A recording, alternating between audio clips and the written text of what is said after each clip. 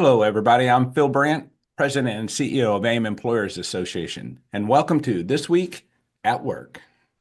Welcome to This Week at Work, the only show to pack workplace news, practical HR solutions, and timely insights into every 30-minute episode. If you're not already experiencing this, understand that you will be. That's right. You can't hide from it. And someday we're all going to contribute to it. It's not my opinion that this is serious. It's the opinion of over 1,000 executives for the last 3 years running now that say this is their number one concern in business is their ability to attract, retain, and afford the talent. And now this stat of the death rate exceeding birth rate in several major cities is just another line of evidence. But even those cities that are thriving are still experiencing extreme competition for the people. Other businesses are moving there because of the resource of people. What's keeping you up at night? Let's face it together now on This Week at Work.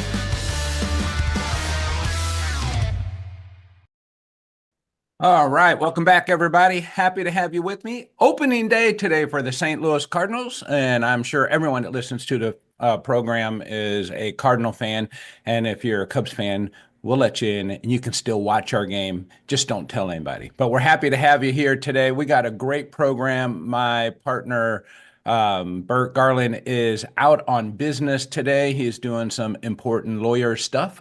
So he is just watching. I think he's out in New York. Hello, Bert. We're happy to have you participate from afar. I know you didn't want to miss the program, but he will be back next week at 7:30. We have a wonderful guest today. So this individual, I was listening to the radio and I heard he was going to be on the program, and they gave some stats and statistics on the local radio program, and it was going to be a week out. And eventually I got to hear his interview, and I thought, we have to get him on This Week at Work. And I'm talking about Ness Sandoval. Les is a I'm sorry? Ness, excuse me, Ness. I apologize for that, Ness. Ness is a PhD. He's an associate director of SLU Geospatial Institute and an associate professor of sociology. Dr. Sandoval research tells stories using maps and works with students to use data and maps to look into the future. And we've been talking about that for a long time here. We've been talking about the flattening population and the slower birth rate and the declining number of students that is expected to enroll and graduate in universities. And this is what Ness specializes in. So we wanted to get him on the program. He's here today. It's going to be an exciting program. So if I can just say good morning, Ness, welcome to the program. Good morning, and thank you for inviting me. I look forward to the conversation. Oh, it's going to be great, as they say. But all right, so we have been talking for several years with our members across the region in the Midwest and down in Florida about declining populations of young people, migrating populations from one city to another within the United States, and where people are moving from and to. As well as some immigration, but we haven't focused a lot on immigration from outside the U.S. into the U.S. It's really just been about the moving of the people within the U.S. And it's clear now that this has the attention of employers. And when we survey employers, they tell us three things for the last 3 years. The top three concerns that they have is, hey, I can't attract the people I need to attract. They're not there. I can't retain them because the people I have are the same people everyone else is looking for. And then the third issue is my ability to afford the talent, because it's a supply and demand basic principle at that point. And this is your wheelhouse, right? You have good explanations for this.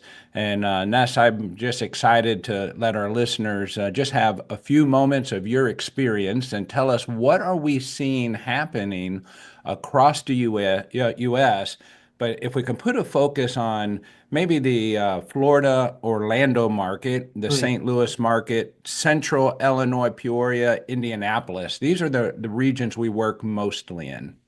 Great. So I would like to show slide 6 to kind of start off the observations.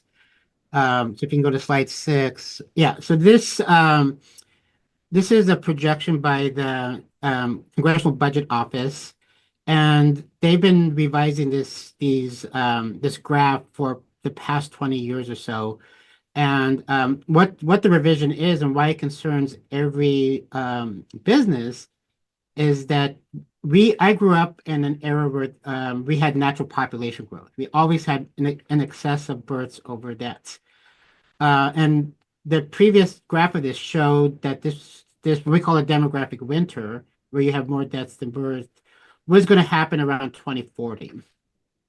This was released in January of this year, and now the new year is 2033.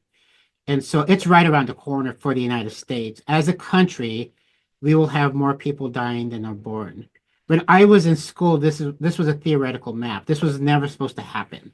We had always assumed that the United States would be a country that would have a demographic advantage. It would always have more babies born than people dying. And that's no longer true. And if you go to the next slide, we already see, this is from January 13th, we can see every 9 seconds there's a birth and every 9 seconds there's a death. And so we are already at that zenith point of crossing into this territory of having more people dying than are born. And so what we know from around the world is once you cross over that threshold, it's very difficult to get back. Yeah. We look at Japan, we look at Russia, we look at South Korea, most of the Eastern European countries. Once you cross over, it's almost irreversible. And so this is why we try to educate our leaders, our elected leaders, is that there are policies that you can act to try to postpone this. But you have to act now. You cannot act. This is like a wave. It's once you cross that threshold, you don't have enough young people to make a difference at that point. Well, it takes a generation to turn these numbers around. Right. And so we're getting close to that. This is becoming irreversible. And the challenge is, so as a demographer, I look 30 years out, I look 50 years out. The challenge really is not my generation. The true challenge is going to be 2045, 2050, for employers in certain markets are not going to have enough qualified workers to keep their companies going. And so that's my concern, is that we have to be transparent with small business owners, with the middle-sized businesses, that there is going to be a coming shortage of workers. We see this in agriculture with the farms, with the baby boom farmers who are retiring. They're not being replaced. And so we have already a crisis in agriculture. We're going to see other crises in other types of occupations. And this is coming. This is no longer theoretical. And we see it in limited communities around the U.S. already. Yes. When I think about the conversations I have with leaders in Central Illinois, many of the children that are born there grow up, go to school, or grow up and go find work, but never come back. Yeah. Right. And so they, on top of their death rate and birth rate, they just have a migration rate issue as well. Yeah. So if you go to the next slide, this demographic went to the next one after this one. It's already here. We have 21 states that have more people dying than are born. And several of these states have been there for at least a decade now. And what we see is that this is not going to turn around. Florida is kind of unique because it's a destination for migration for senior citizens. But you'll see here in Missouri, we're number 12. I should not be making this chart. This chart should have been coming out in 2034, 2035. But we had a demographic shock with COVID. And COVID pushed Missouri into this terrain. And unfortunately, it's not going to be able to get out of it. If you go to the next slide, we kind of just look at the trends of these states. This is West Virginia, and it goes from 2003 to This is month by month birth and deaths. And so you can see West Virginia crossed around 2011, and you can see the gap between birth and death is continuing to grow. And so this is what we say, this is a permanent state for West Virginia. And then when you start to study West Virginia, you see it's got a lot of challenges. It's got budget problems. It's spending more of its money on an aging population. The younger people are leaving. And so it's a challenge for the state. Missouri, the next slide. Hey, before we go on to that next Yeah. slide, or you can stay right here, but Yeah. you mentioned something that I often try to express. I'm just not sure I do it well in conversations, but the compounding issue, I mean, the surface issue is we just don't have the number of young people to replace the people who are dying, but we also then don't have enough working population to pay for the number of people who are not working, right? Through a tax system. Yeah. And So this is and this it will be the almost challenge. it almost puts you into a state of, it almost looks like a doomsday formula when you're like, okay, well, there's a very small percent of the population going to be working because of their age, capability, skills, and so forth. And then the rest of the population that lives in some way off of that population through its tax base to maintain infrastructure, to maintain healthcare, Social Security, all these things we hear as issues in our political conversations. That's not far off at all in front of us. In fact, we're probably already in a space like that's creating compounding problems. Absolutely. And the way that one of the solutions is migration, to bring people from other parts of the state. And that's exactly what West Virginia did. It relied on population coming from Virginia into the state. Yeah. But that population from Virginia is also declining.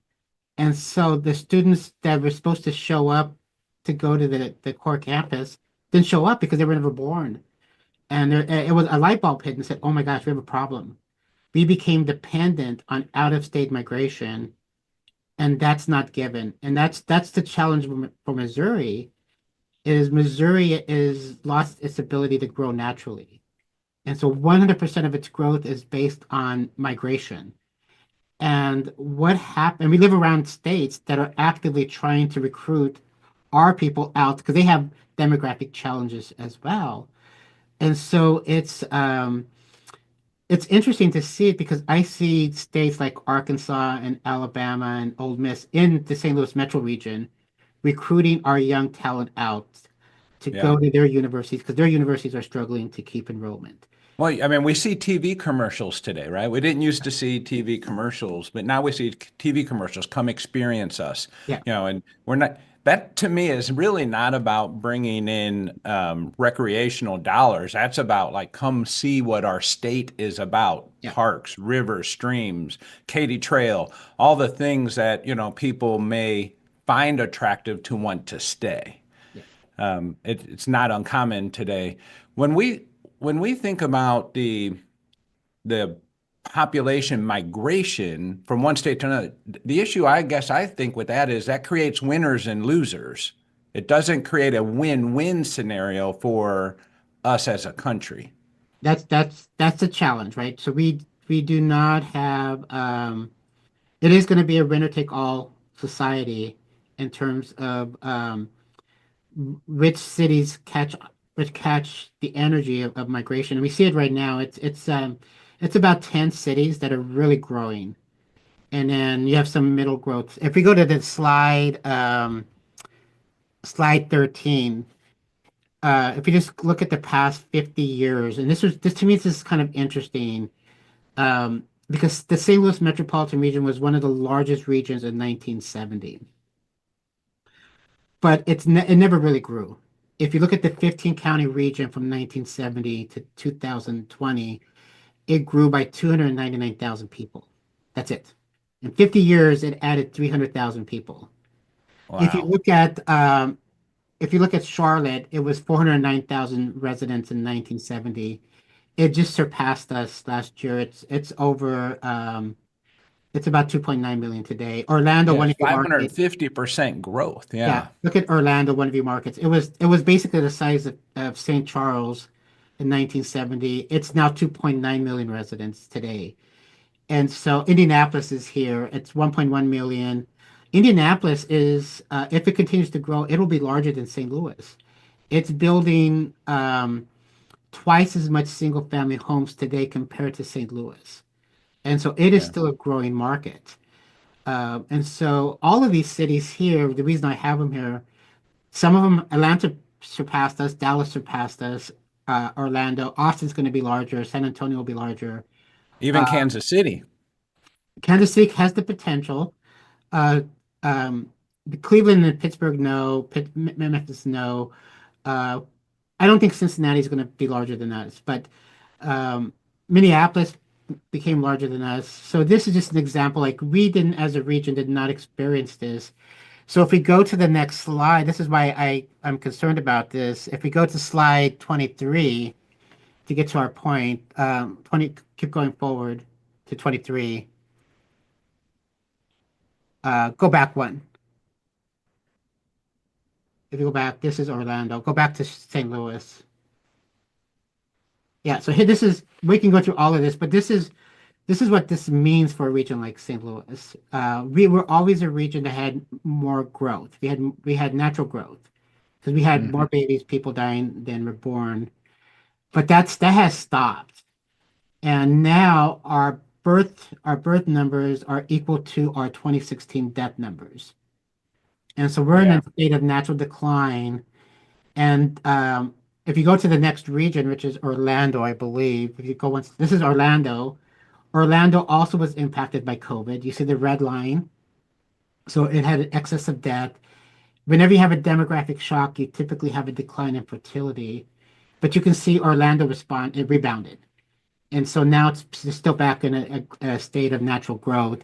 The next one, I believe, is Indianapolis. If you go to the next slide. Oh, it's Kansas City. Kansas City grows as well. And then the next slide, I think is, oh, I think, go back. Oh, I'm sorry. Yeah. Okay. But the Indianapolis also has that similar pattern of natural growth. Yeah. It had to decline from COVID, but they never responded. St. Louis never did. And so that's why I'm out here talking every week and trying to educate people that something's happening in St. Louis that's not good. I think if you go to the next Do we slide, need to check the water in the Missouri River, maybe? Is there a water problem that we have here? Something that's well, we're, causing we're an this? aging region. We're the ninth oldest region in the country. Yeah. Orlando got younger. Kansas City is very young. Indianapolis is young.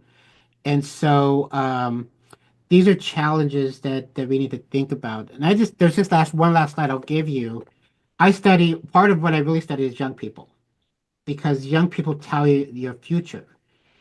And unlike the other regions that are growing and they're adding schools, in the St. Louis region, we're closing schools all the time. And the next slide really tells you about the future of the region. And this is why I think it's a workforce issue. And this is the challenge that we're going to see. No, it's 100% a workforce issue. That's right. Right today, we're going to graduate 146,000 high school kids between 2022 and 2025 from private and public schools. In the system that's going to replace them, it's 122,000. About five, and this is very optimistic, very, very optimistic. 5,000 of those children, um, a certain percentage will die, a certain percentage will get involved in the criminal justice system, and a certain percentage will leave St. Louis. So we're going to replace 146,000 graduates with 117,000 graduates in 18 years. Oh my goodness. So Yeah. if you're in the fast food retail service industry and you rely on high school graduates, you're going to have a challenge because they already have a Well, challenge today. And this is and it's larger than that, right? Because it's not that's where they start working, but yes, then, you hope they mature out of McDonald's and, into our factories and absolutely. service centers and everything else. And if there isn't enough for the entry level, then there's definitely not enough in the, let's call it the lifestyle level where, I'm going to raise a family or maybe help fix the problem, but have a home, those types of things. So, Ness, when I think about what do employers do in a situation like this, so there's the obvious demographic issue. So, as employers, is that a conversation that you have where you're like, look, what are three things employers can do to help improve their ability to compete in the future because of this issue? What I've seen with some of the businesses, because some of them are struggling to find qualified workers today, Correct. and they're relying on third-party services to find like a match. Yeah. And I was surprised to see it, but this is happening because of the struggle to find workers. Part of it is the younger population is very attractive to amenities, and so St. Louis we're a great region. And as I give more presentations, more people share what they like about the region. And it was pointed out to me, we have two REIs in St. Louis, and in most markets it's just one if you're lucky. But that represents that the younger people who are coming here, they like our outdoors. We have great water as a recreation. We have great trails. We have a city that can be reimagined with biking infrastructure. Community. Yeah. We have the riverfront, and so we have assets that many communities don't have. And so a lot of people have to think about how do we think about these assets, this natural capital. St. Louis has natural capital that other regions don't have. How do we reimagine and invest in that capital that attract the younger population that wants to play in the river, that wants to be in the forest, because that's what they want. Yeah. We don't have the mountains, but we have this natural capital that's attractive to this younger population. And so So there's this part that's there. yeah, when I think about that, things that come to my mind about in the immediacy of today, as well as building homes and like creating a lifestyle that's attractive using our natural capital. I think about leaders have to, we have to have targeted training plans like universities, junior colleges, trade schools, and then targeted training within our group of employers to develop the skills that are needed that are specific to the industry. We need competencies, and then we have to have training and skill development as we do that. The other thing that I think often about is the younger people, whether we like it or not. Most of us as employers don't like it. I'm one that doesn't like it just because um, it's not conducive to the way I grew up thinking about going to work 9 to 5 style job, working whatever, whenever you need to, is about being flexible at work. It doesn't mean just working from home. It just means being flexible to allow people to manage their lifestyle in a way that the community is known or recognized for that. And then the third thing I would put into that, it's about incentivizing retention. And I think that's an area where um, people, you and I were talking pre-show, people, young people particularly, don't take a job ever, hardly ever, with the intention, this is where I'm going to stay. Yeah. And we use the old McDonnell Douglas, every community has that anchor employer. It's like, well, if you get a job there, you get good pay, good benefits, you're set for life. Even in those scenarios, people don't stay in those organizations forever anymore. So it's how do you incentivize people to stay? And those to me are like the three anchor efforts for employers. It's how I pay and incentivize, how do I skill up the people that I have available to me, and then how do I create a lifestyle that matches the demographic that I have to recruit from? Yeah. I think in terms of benefits, and I've talked to some people about this, and just younger people, like it would again, I'm very utopian here, but I would be like if in the St. Louis metropolitan region, I would give young people a bike, a truck, or a specialized. Come and join me. Here's a brand new bike. Go out and enjoy the trails. Right. Here's your free REI membership. We're gonna buy the membership for you. We're gonna do these things to get you connected to the outside. It's that type That's of a good idea. thinking. Like what connects me to the community so I Yeah. don't want to leave that So community. it took me a couple years to find out that these trails, I'm like, oh my gosh, I had no idea this trail system was here when I moved to St. Louis. And like I'm 15 minutes from the forest. Like I Yeah, can go out and just hike for a couple hours and get back into the city. You cannot do that in Chicago. You cannot do that in these larger met. You can't do this in Denver, even though the mountains are very close. But you can do it in St. Louis. You can get 15 minutes and get out to the Paris River and walk on those trails. that's And right. so we have something that's special, and it's more than a cost of living because young people, the cost of living for younger people is not a question mark. They want the experience of the city, and we got to think about how do we make that experience, and it's amenities. It is about the experience.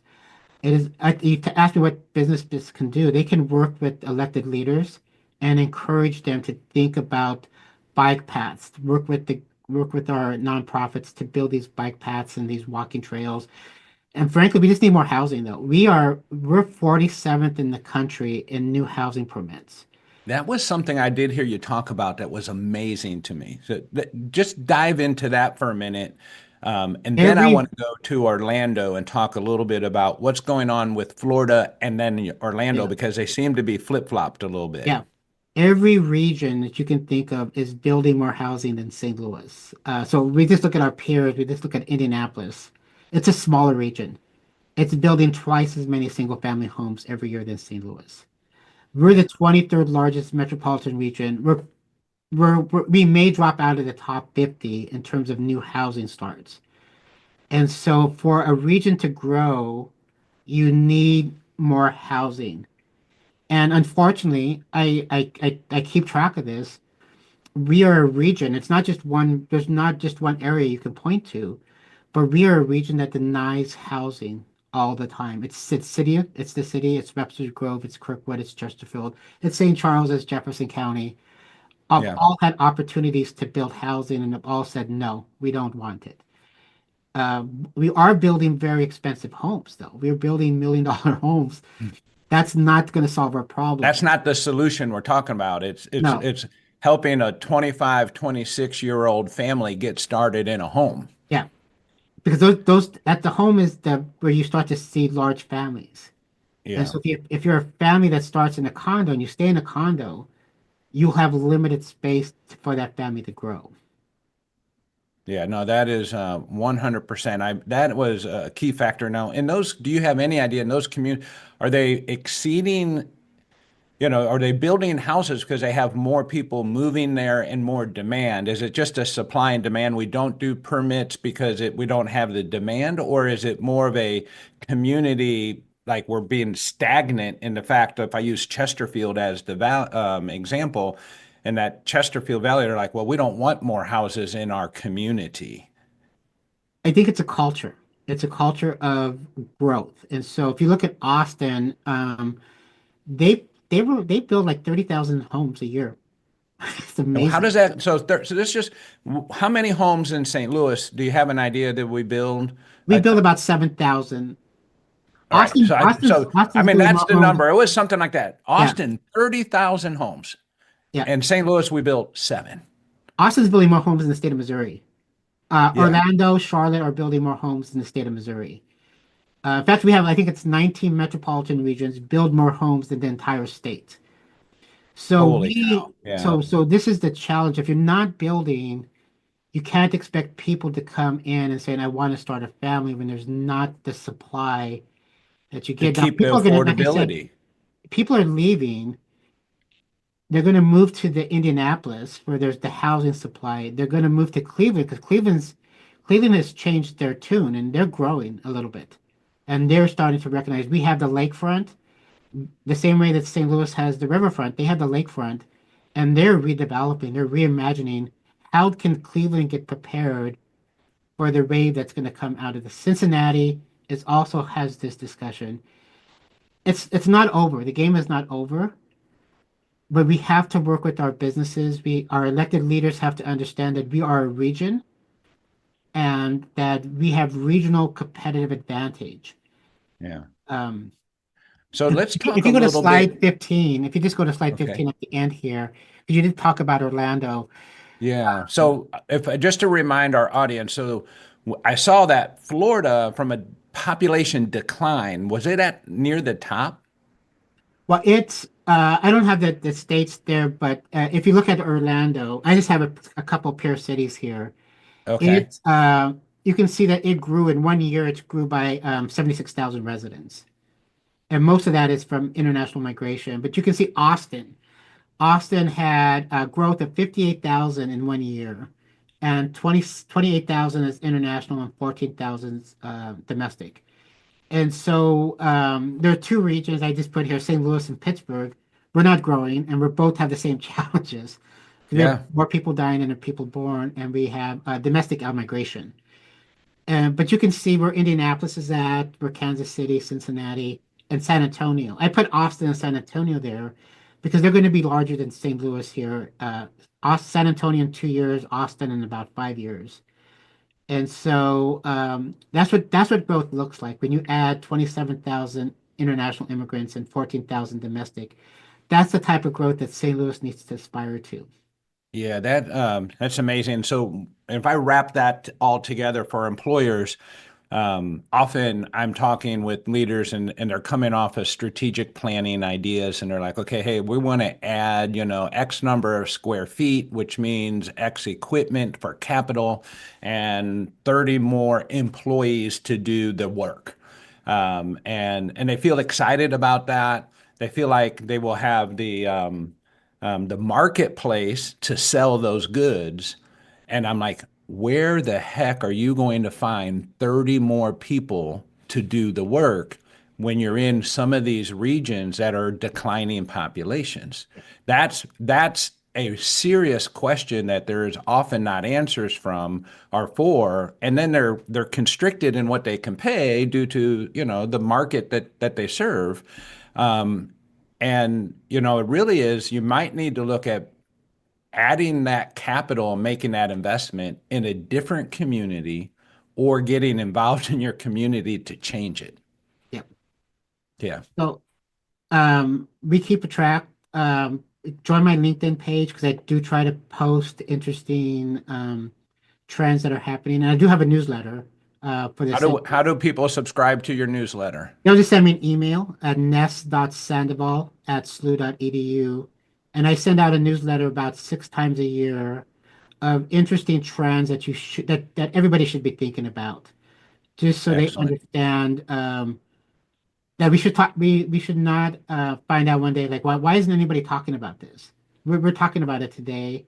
That way, people can have a discussion. And then when you have a housing project that's being proposed, you can go to that meeting and say, we need housing. Absolutely. Ness, I don't want to take more of our time. We're up against the clock here. This is absolutely fascinating. It supports everything that we're trying to do as a not-for-profit organization in the regions we discussed, Missouri, Illinois, Indiana, and Florida. It's a serious crisis. It must be taken serious. It's going to take business leaders to rally and support their communities at large to solve this problem. It's not a one-person problem. Employers that are doing good today need to be considering the impact this is going to have on them tomorrow. And it's only through all of our collective efforts that we can join together and fix these problems. I'd like to spend a little bit more time with you, Ness, and have you back on the program. I know that you're doing a lot of work, and I want to say thank you for the work that you're doing. It's far-reaching beyond the community of St. Louis. You're doing some great work there at St. Louis University, one of our members as well. We do a lot of work for St. Louis University, and we appreciate that. Thank you, Ness, for being on the program. And for all of you, go out, follow Ness's newsletter, check out your communities. If you need help from him, give him a call.